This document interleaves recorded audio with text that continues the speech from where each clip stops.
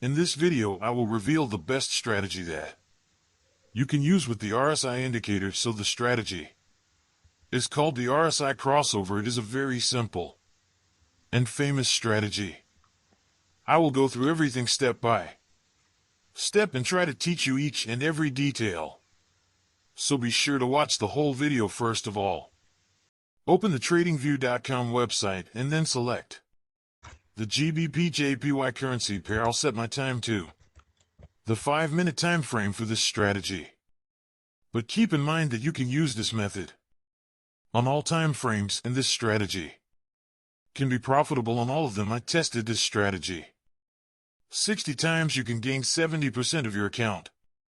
This strategy is based on the trend, price action, and current momentum. 3 different moving averages work as dynamic support and resistance zones. I will explain this in the video. I will keep things as simple as possible with no complex indicators or tools, so it is very easy to understand and apply, so it is easy to find very profitable trades in a couple of hours. This strategy works very well on the lower time frames, like 1 minute and 5 minutes. If you are new to scalping trading and still learning about trading, so this simple strategy is a good place to start.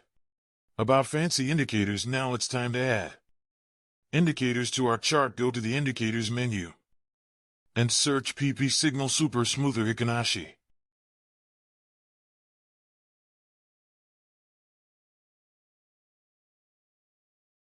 Now go to the indicator setting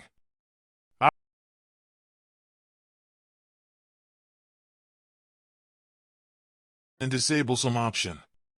Now our first setup is ready. As I already mentioned earlier in the video, we will use this indicator as dynamic support and resistance zones. And if you do not have a laptop or PC, even if you trade with cell phone devices, you can use this strategy to make some money. Before we continue, you can support me by subscribing and turning on notifications. Also, if you're learning something new, give us and share the video. The first rule is that the price should cross the moving average zone from above to below. This indicates that the current trend is about to change from bullish to bearish. However, this does not exactly confirm the reversal movement. Price may come back to the previous trend and identify the momentum that just started, and the market will continue in that direction. You can enter the trade here and set your stop loss above the swing high or above red line profit target, so it becomes a risk-free trade. You can re-enter the market when you get another pullback in the direction of the trend. But I'm going to improve the accuracy of this indicator. If you want, you can use this indicator alone as well. You have already seen this amazing result, so for this we will add another new indicator. But before moving on to that, if you're enjoying this video, make sure to leave a like and subscribe and help the channel with the YouTube algorithm. Okay, now let me teach you how to filter fake signals.